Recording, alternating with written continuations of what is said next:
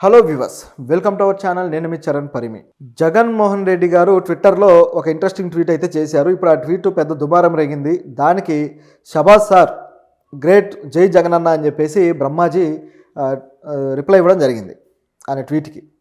దాంతో వైసీపీ శ్రేణులు బ్రహ్మాజీని తిడుతున్నారు. సో ఎందుకని బ్రహ్మాజీ జగన్ని పొగిడితే వైసీపీ శ్రేణులు ఎందుకు తిడతారు? అసలు ఈ ట్వీట్లో ఉన్న మతలబ్ ఏంటి, బ్రహ్మాజీ ఏం మాట్లాడాడు అనేది ఒకసారి చూస్తే, జగన్ గారు ఈ ఏవైతే వరదలు ఉన్నాయో విజయవాడ వరదల మీద ట్వీట్లు చేశాడు. సో ఆ ట్వీట్లు కూడా ముఖ్యంగా ఆయన గతం నుంచి ఏవైతే చెబుతున్నాడో వాటినే రంగరించి చేశాడనమాట. గతం నుంచి ఏమంటున్నారంటే చంద్రబాబు గారి ఇంటిని కాపాడుకోవడానికే ఈ వరదలు తీసుకొచ్చాడని చెప్పేసి చంద్రబాబు గారి మీద ఒక ఆరోపణ అయితే చేస్తూ వస్తున్నాడు.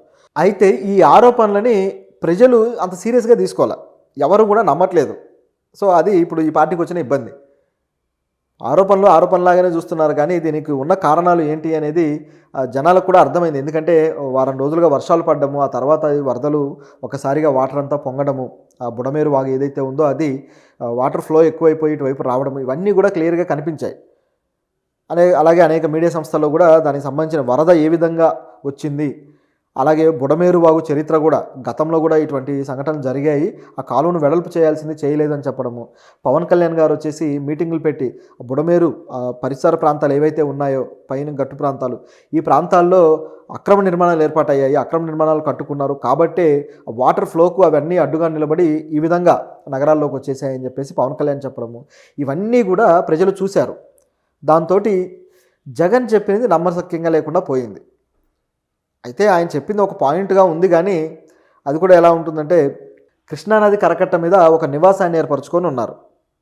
సో ఆ నివాసం మీదకి వరద ఎక్కువైతే బుడమేరు వాగు వాటరు ఆ నివాసంలోకి వచ్చేసి మొత్తం దాన్ని ముంచేస్తుంది అనే ఇదితోటి అటువైపు మళ్లించడానికి ప్రయత్నాలు చేశారు అని చెప్పేసి వీళ్ళు ఆరోపించారు. కాబట్టే రెడ్ అలర్ట్ కూడా ప్రకటించలేదు.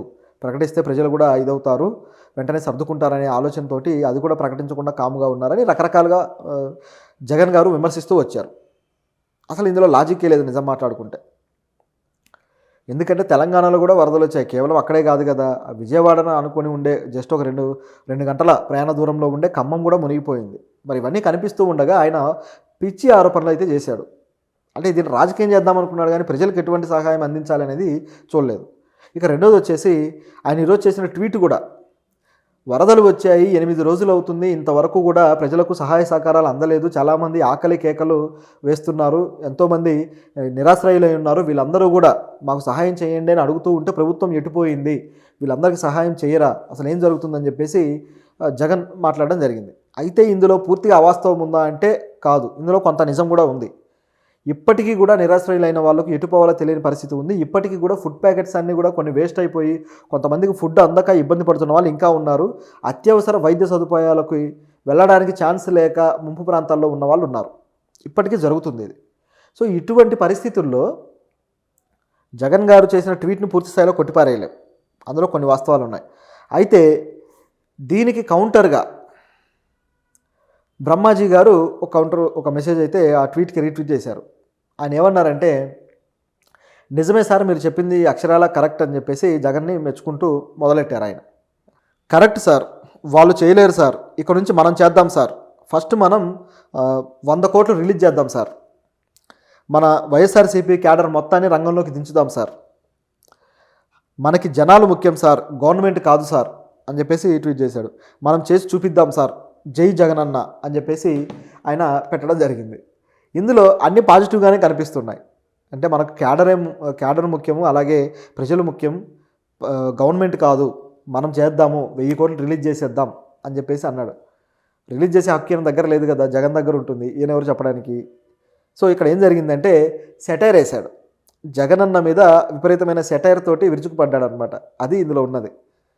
అంటే మన దగ్గర డబ్బులు ఉన్నాయి కదా, మనం అవినీతి కేసులో ఇరుక్కున్నాం కదా, సో మన దగ్గర ఉన్న డబ్బులు రిలీజ్ చేయండి, పని జరిగిపోద్ది అనేది అందులో ఉన్న అర్థం. దాంతోపాటు మన క్యాడర్లో ఎవరు కూడా ఇక్కడికి వచ్చి గ్రౌండ్ లెవెల్లో ప్రజలకు సహాయ సహకారాలు అందించిన దాఖలాలు లేవు, ఎన్జిఓస్తో కలిసి పనిచేసిన దాఖలాలు లేవు. ఒక బొత్స గారు వచ్చి ఆయన కూడా ఏమన్నారంటే, మేము ప్రభుత్వంలో లేం కదా, మేమేం చేయగలం అన్నాడు. ఏమి చేయలేనప్పుడు రావడం ఎందుకు?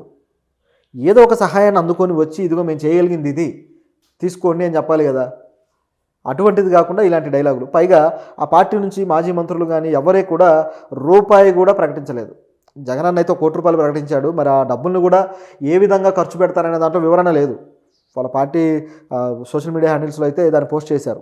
ఆయన ట్విట్టర్లో కూడా పెట్టారు ₹1,00,00,000 ప్రకటిస్తున్నా అని. కాకపోతే ఫుడ్ ప్యాకెట్స్ రూపంలోనా, సహాయాల రూపంలోనా, వైద్యం రూపంలోనా, దేని రూపంలో ఆ ₹1,00,00,000 ఇస్తారో తెలియదు. సో ఇంత గందరగోళం ఉంది దాంట్లో. లేకపోతే ఏదేదో చేసేసి మొత్తానికి ఇచ్చేసామంటారా? ప్రభుత్వానికి డైరెక్ట్గా అందించినప్పుడు అది లెక్కలోకి వస్తుంది. సరే, డబ్బు రూపంలో కాకపోయినా అంత వాల్యూ కలిగిన వర్క్ ఏం చేస్తున్నారని చూపించుకోవాల్సిన పరిస్థితి అయితే ఉంది. డబ్బులు ఇస్తే మిస్యూజ్ అవ్వచ్చు అనే భయం ఉంటే. కానీ అటువంటిది కూడా ఏ క్లారిటీ లేకుండా వాళ్ళు ప్రకటన అయితే ప్రకటించారు. కాబట్టి దీని మీద డౌట్ అయితే ఉంది మనకి. ఇక మిగతా మంత్రులు అయితే అసలు ఏమీ ప్రకటించలేదు. రోజా గారు పవన్ కళ్యాణ్ గారు ఎన్ని తిట్లు తిట్టారు. పవన్ కళ్యాణ్ గారు 6 కోట్లు ప్రకటించారు. ఆయన ఏ విధంగా ఇస్తాడనేది ప్రభుత్వంలో ఉన్నాడు కాబట్టి ఆయన చర్యలు ఆయన చేస్తాడు. కానీ రోజా గారు రూపాయి ప్రకటించలేదు.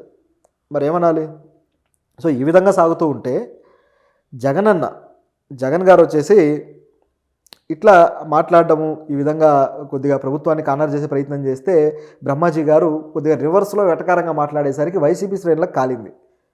ఇట్లా అంటారా మీరు అని చెప్పేసి తిరిగి వైసీపీ శ్రేణులు బ్రహ్మాజీని తిట్టడం, ట్రోల్ చేయడం మొదలెట్టారు.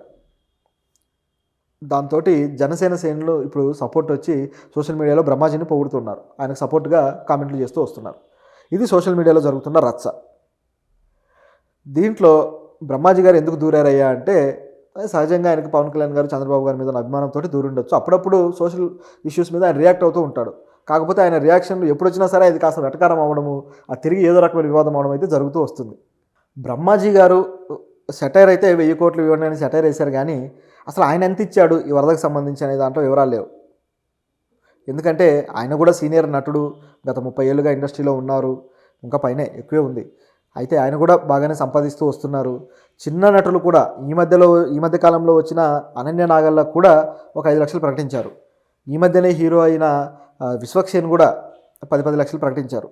సో ఈ మాత్రం చేయగలిగినప్పుడు ఇంత సీనియర్ నటుడు బ్రహ్మాజీ గారు కూడా ఎంతో కొంత ప్రకటించి నేను ప్రజల కోసం ఈ మాత్రం చేశాను అని ఆయన ఒక ఆత్మసంతృప్తి, అలాగే ఒక సోషల్ రెస్పాన్సిబిలిటీ చూపించి అప్పుడు వీళ్ళని విమర్శిస్తే బాగుండేది కదా. ఆయన ఏమీ చేయలేదు, ఈయనను మాత్రం మీరు 1000 కోట్లు చేయండి అది ఇది అని చెప్పేసి సెటైర్లు వేస్తారా? అలీ గారు కూడా ప్రకటించారు.